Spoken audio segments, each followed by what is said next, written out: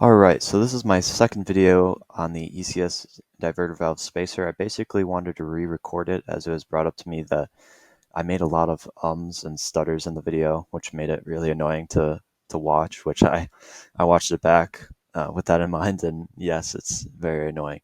So I wanted to remake the video.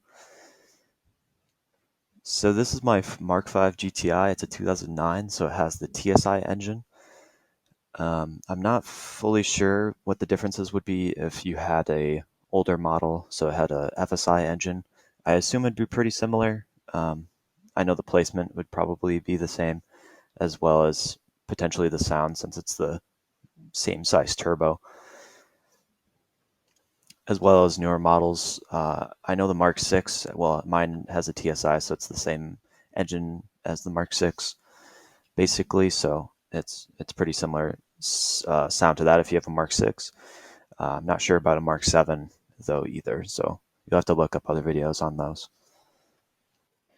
So if you had a newer generation, it'd be right there. The diverter valve would be around this area. I'll link a video, yeah, right there. It's going to be, I'll link a video from ECS. They did a tutorial on how to install it. I know on the Mark 6 it's going to be in that spot, and I assume the Mark 7 would be pretty similar too. It'd be on that top part. Mine on the Mark 5s are actually mounted underneath, just the way I don't know, they designed it, they put it on the bottom.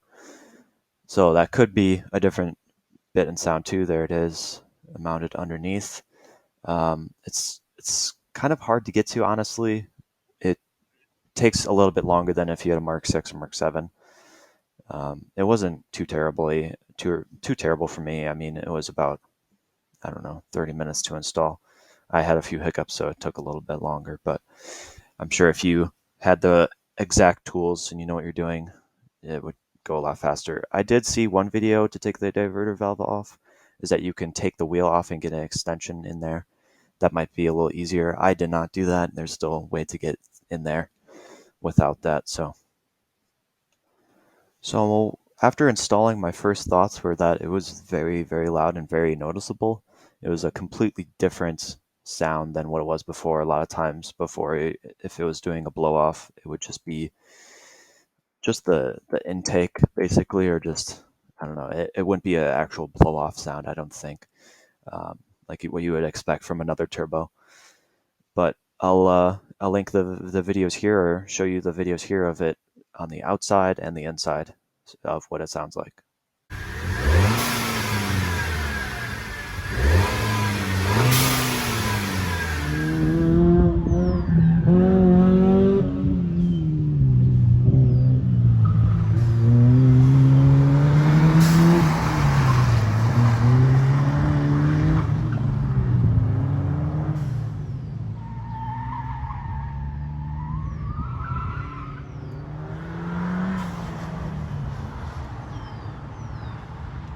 Alright, and then here's with the windows just slightly cracked, still in drive.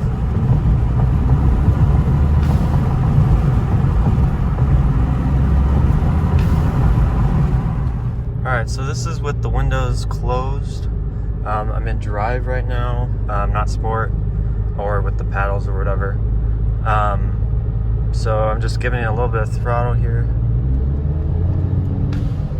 I don't know if you could hear that on the camera, but I mean, that's just around 40. And that was just a little punch of throttle. Here we go again.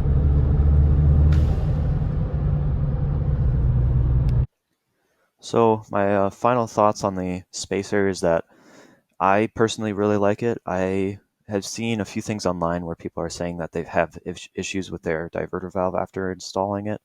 I haven't had any issues so far. Um, I'll keep you guys posted if I do.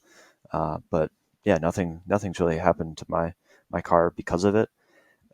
The sound is definitely is a lot. It's a lot louder than what it was before. So if you think you would be annoyed by it, I I don't know. I wouldn't buy it. If you do like turbo noises and blow off sounds, then you should get it because it's really cheap, and yeah, it doesn't have any performance differences from what I've noticed. It still feels the exact same. I haven't hasn't felt like a lost power or gained any power.